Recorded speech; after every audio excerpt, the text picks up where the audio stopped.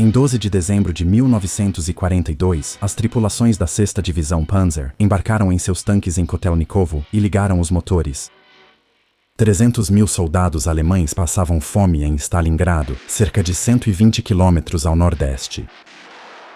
A 6ª Panzer tinha 12 dias de combustível, munição para uma semana e absolutamente nenhuma margem para erro. Eles chegariam a 48 quilômetros do Bolsão, perto o bastante para que os homens em Stalingrado vissem os clarões no horizonte sul e então seriam ordenados a recuar.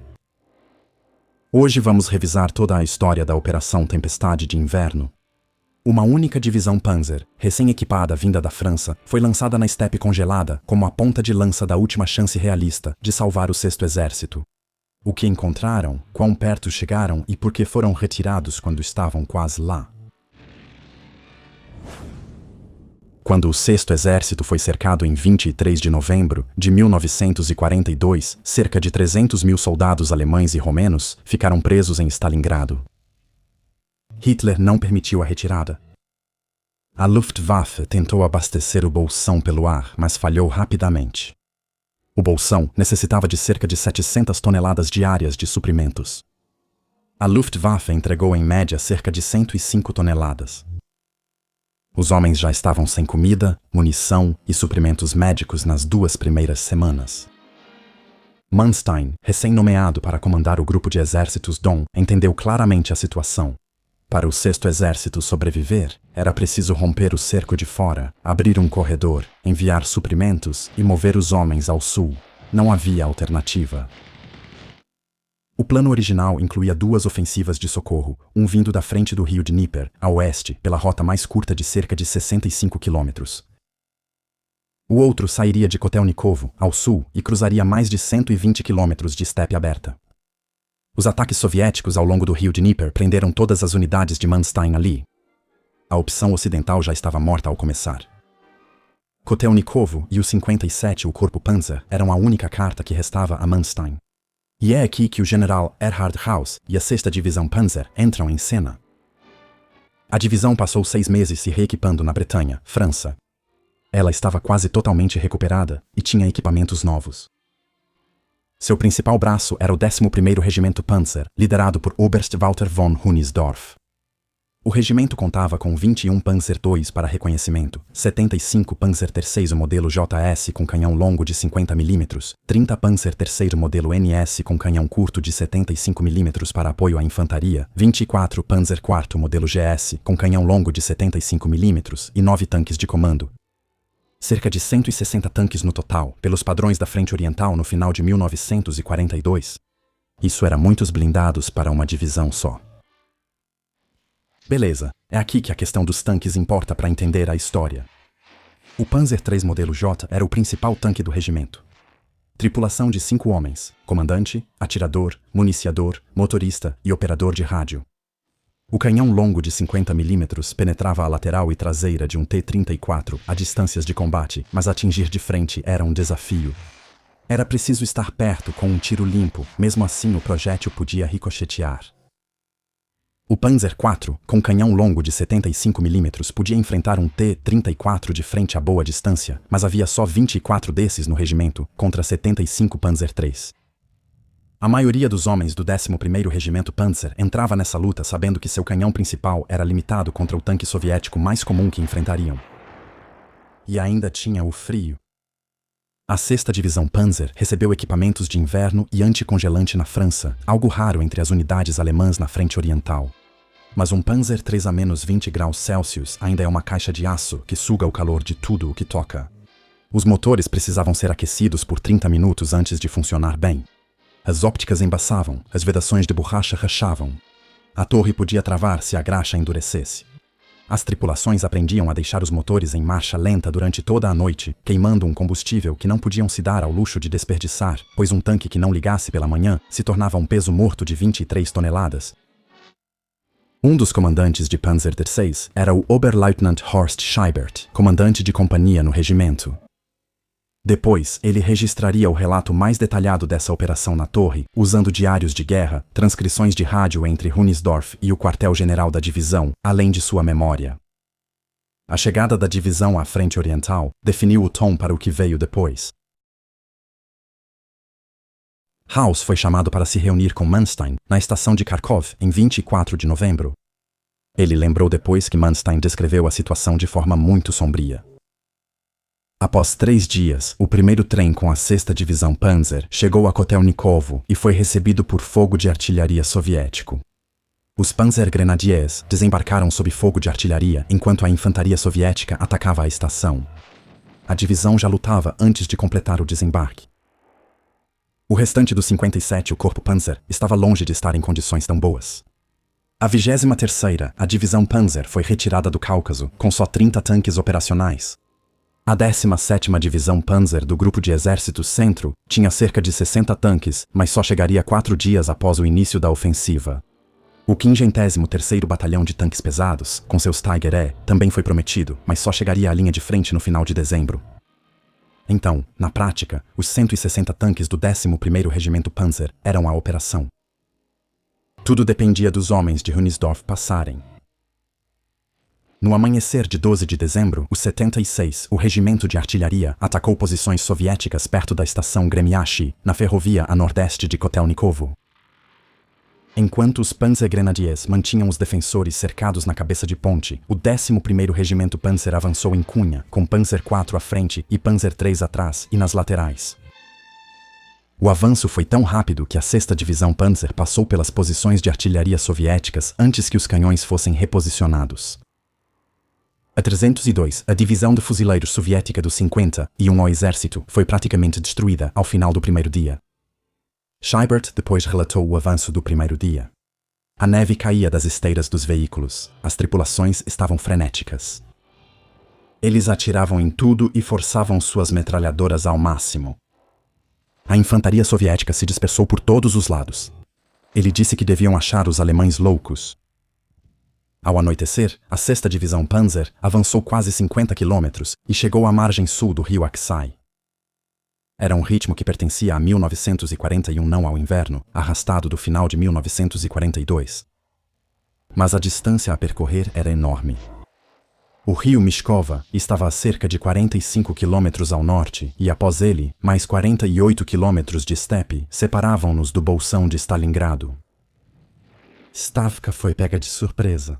Eles esperavam que a tentativa de alívio viesse do oeste, ao longo do Dnieper, e não de Kotelnikovo, ao sul. E esse erro de cálculo deu à 6ª Divisão Panzer exatamente um dia de movimentação fácil antes que os soviéticos se recuperassem. No dia 13 de dezembro, a 6ª Divisão Panzer cruzou o Aksai e chegou à vila de Verkhny-Verkhnikumsky. Ela estava na única estrada de norte a sul para Stalingrado. A estepe em ambos os lados era cortada por ravinas e vales cheios de neve profunda, completamente intransitáveis para formações blindadas.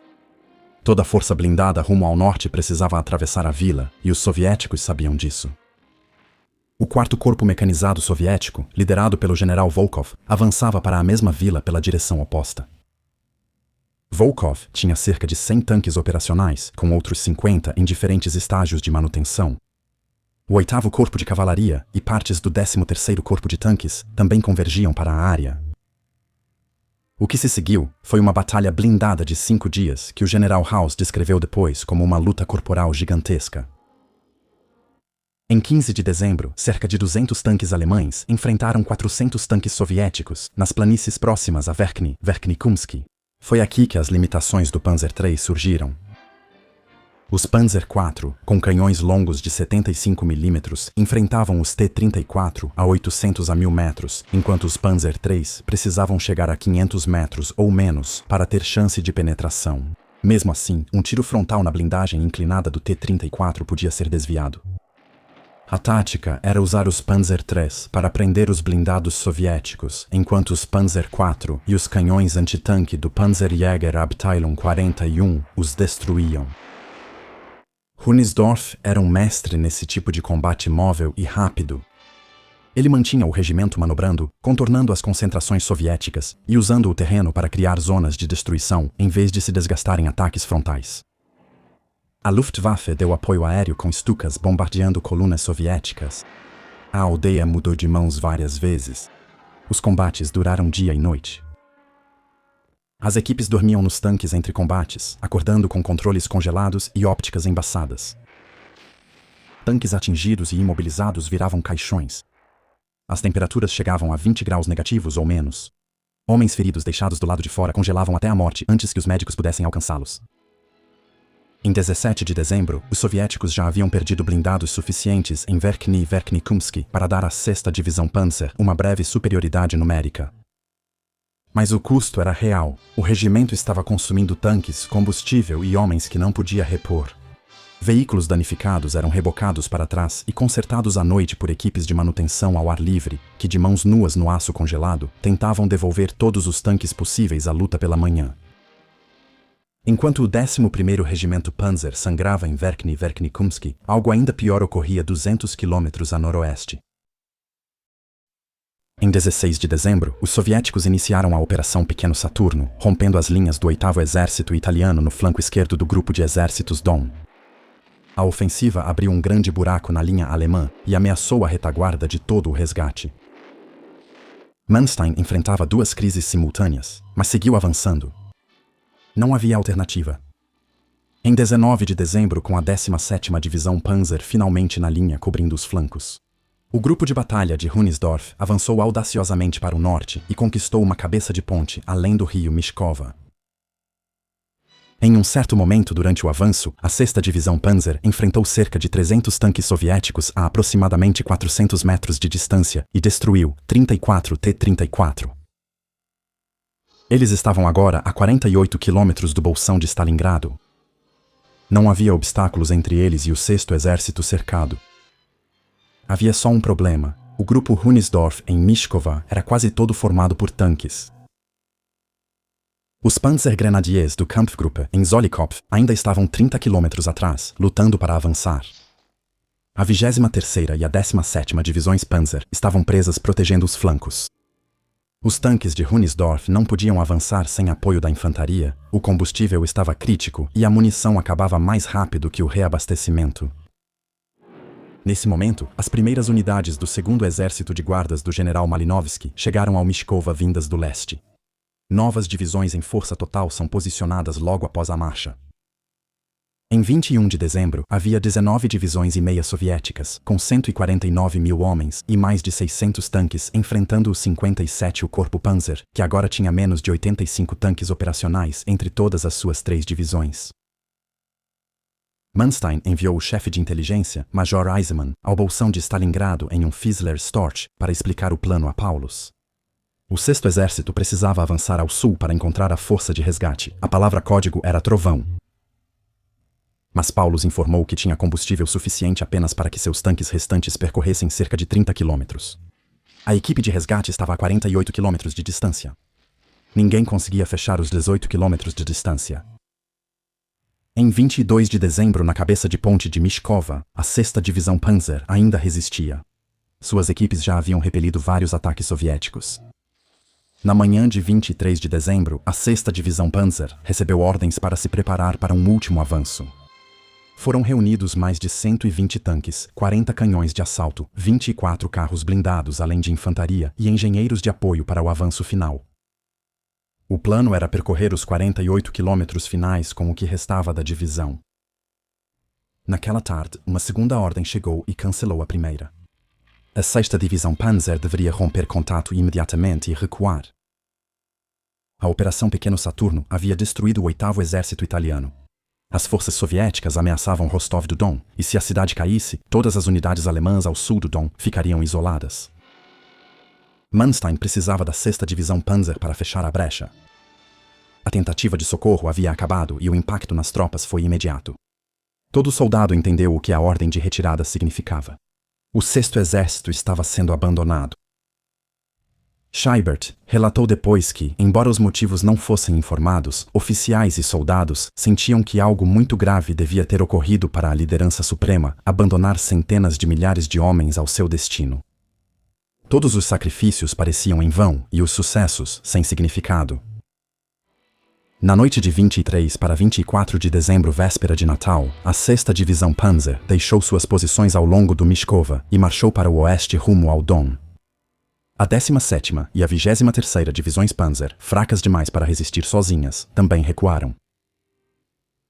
Em 25 de dezembro, as forças soviéticas pressionavam o corpo de exército em retirada. Todo o território conquistado pela 6ª Panzer nos últimos 11 dias foi perdido. O 6º Exército resistiu por mais 5 semanas. Em 2 de fevereiro de 1943, a última resistência organizada em Stalingrado terminou. Cerca de 91.000 soldados alemães foram capturados pelos soviéticos. Cerca de 27.000 deles morreram em poucas semanas, menos de 6.000 voltaram para a Alemanha. A maioria só voltou em 1955.